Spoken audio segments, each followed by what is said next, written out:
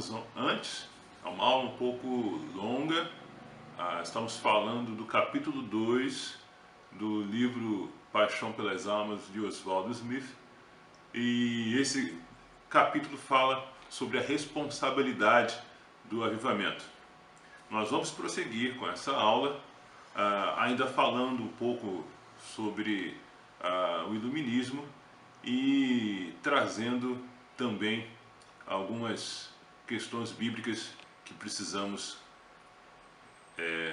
pensar. Fique conosco. Vale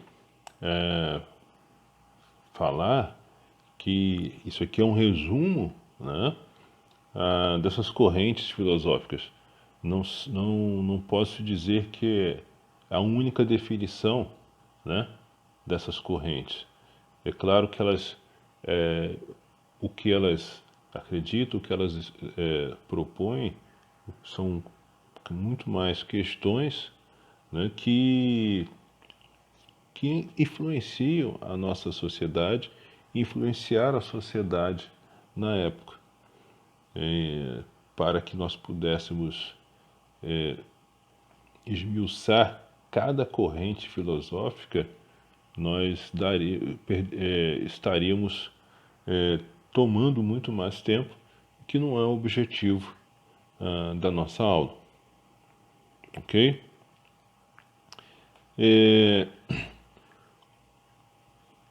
Muitas coisas ocorreram nesse período, e uma das coisas que, voltando a falar sobre o iluminismo, era contrário, né?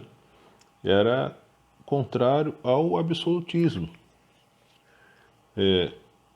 que era o poder político concentrado nas mãos da autoridade real, e muitas vezes era legitimado por uma justificativa religiosa, principalmente na Inglaterra, onde o monarca era visto como representante divino.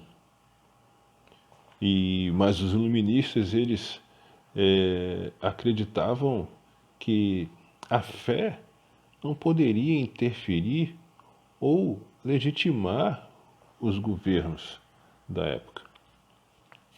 Alguns pensadores, né, se destacaram em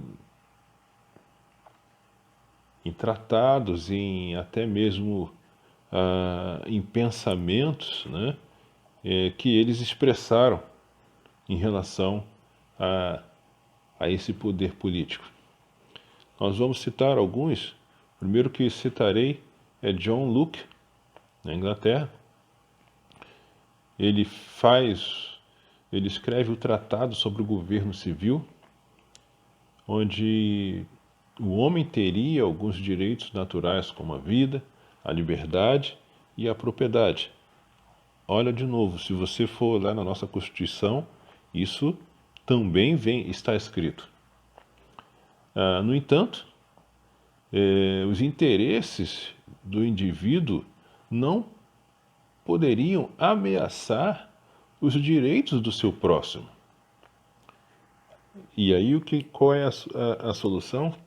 O Estado surgiria como uma instituição social coletivamente aceita na garantia de tais direitos. Ou seja, o Estado ele age coletivamente, ele não pode agir somente no indivíduo nem num grupo específico. O Estado ele precisa agir como um todo, objetivando o bem comum de todos. No ano de 1748, a obra O Espírito das Leis, do filósofo Montesquieu, defende um governo onde os poderes fossem divididos, o equilíbrio entre os poderes executivo, legislativo e judiciário, né? E poderiam conceber o Estado onde as leis não seriam desrespeitadas em favor de um único grupo.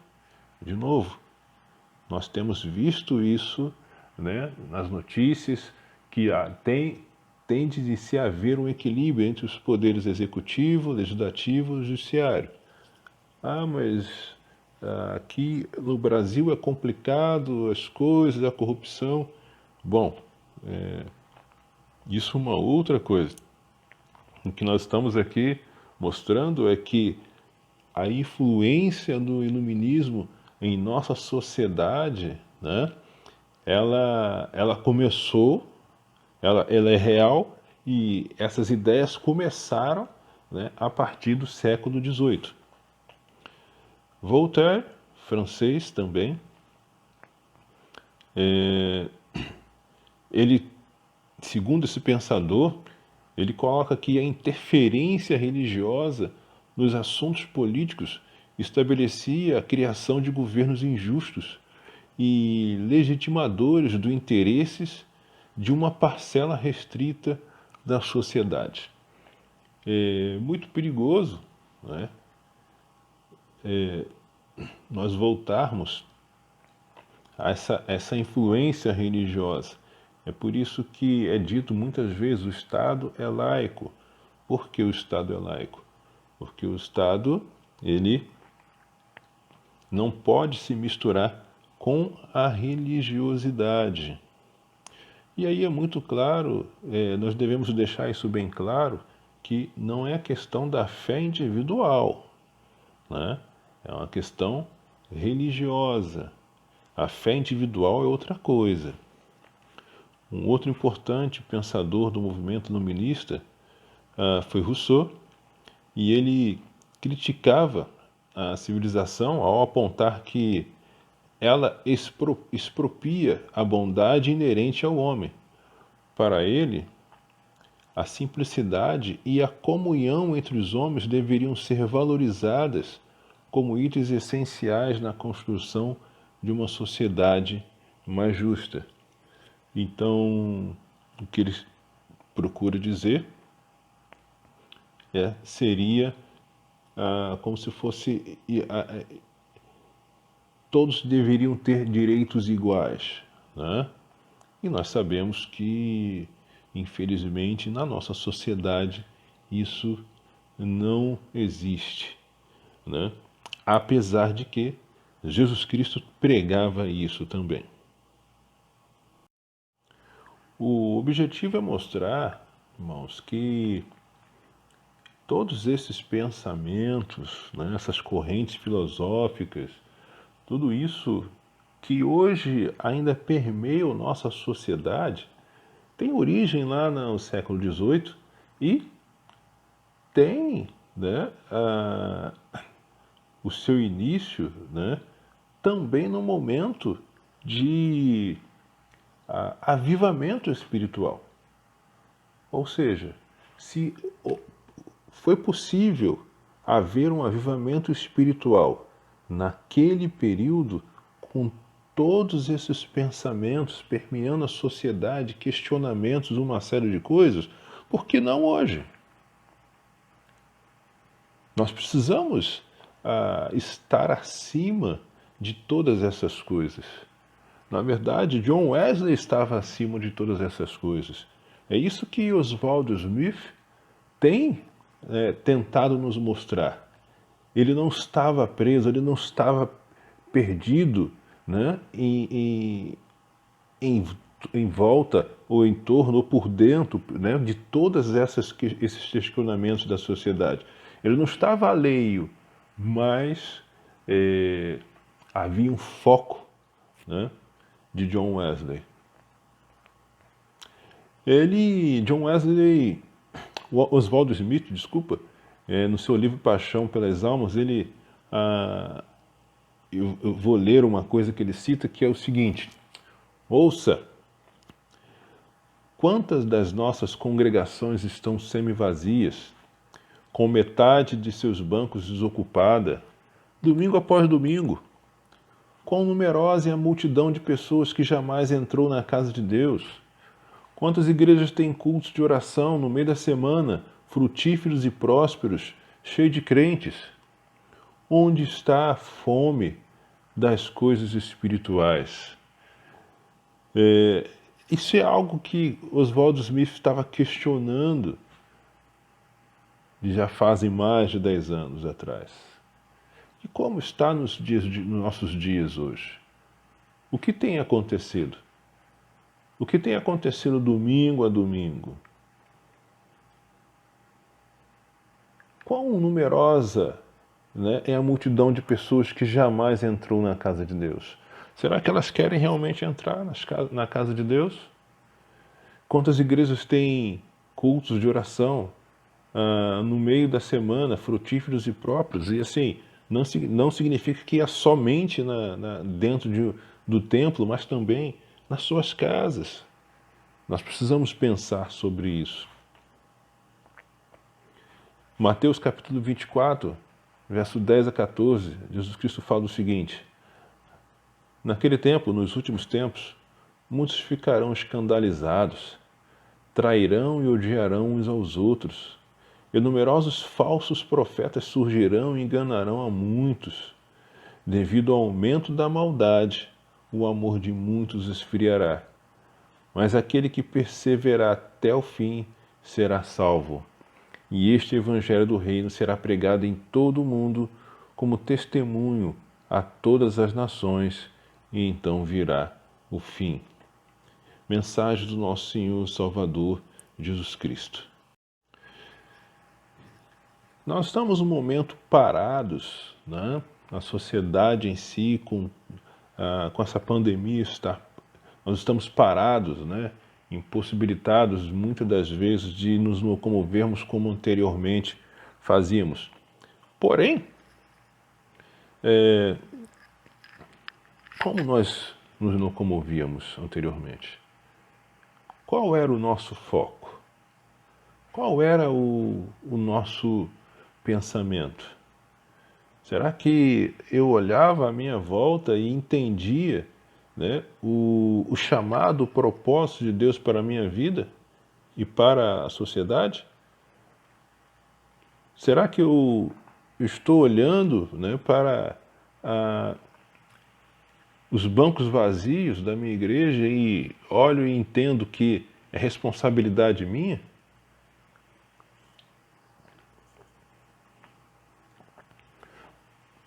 Olha esse quadro a seguir.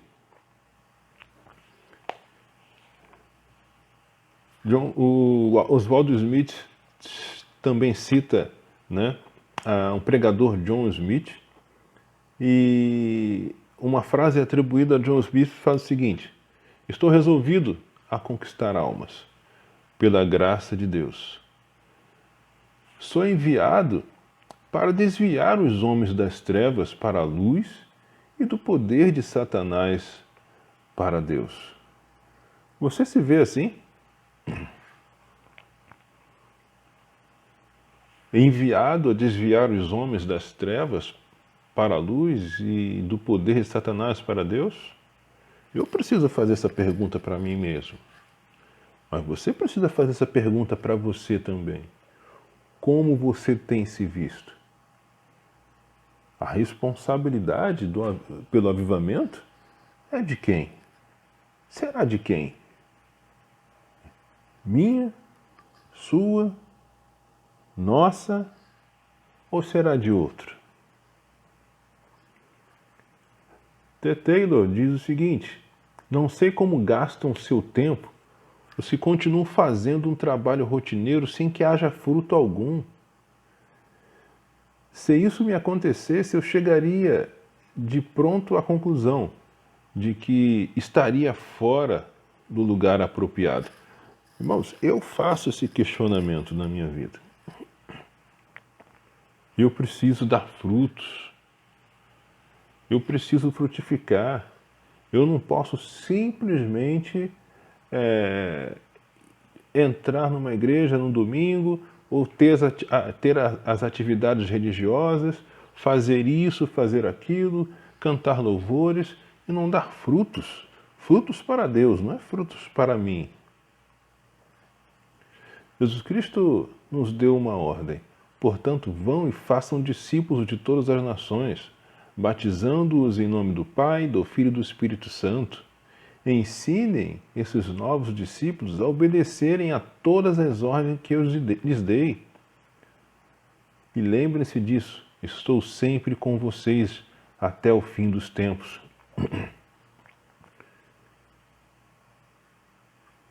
Ensinar os novos discípulos a obedecer ou seja, fazer com que eles façam as mesmas coisas que nós fazemos. Ou, se não estamos fazendo, nós também precisamos mudar.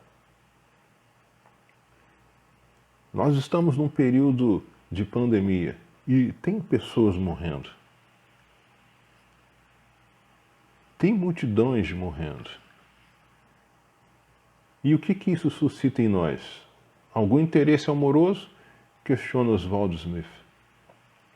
Ou será que eu vou justificar que tem mais gente sendo curada do que gente morrendo, então não preciso me preocupar com isso? Quantos crentes estão vivendo a vida de Cristo diante dos homens? Bom, na realidade, numa sociedade hoje, como nós vivemos, onde a tecnologia, né, o contato não é tão físico, e principalmente isso não somente nesse período de isolamento, mas anteriormente as pessoas se comunicavam mais pelo Face, pelo WhatsApp, do que fisicamente. Como você está diante dessas pessoas? Você está discutindo com essas pessoas quem tem a razão, quem não tem? Eu estou me tornando parecido, né, com essas pessoas, porque assim, eu me lembro e fui ensinado que o cristão, o foco dele, né, é o céu. Eu fui ensinado que eu deveria, né, se me chamarem para andar 1 milha, andasse 2. Será que eu tenho sido tolerante com as pessoas? Ou tenho agido igual a todo mundo? Será que eu estou preocupado em discutir política ou falar do amor de Cristo? Nesse período onde nós estamos em casa, por qual pessoa eu estou orando para que eu possa falar do amor de Cristo? São questionamentos que eu preciso fazer para a minha vida e para a sua, e você precisa fazer para a sua vida. Porque a minha vida, ela deve ser pautada naquilo que o Jesus Cristo, que a Bíblia ensina.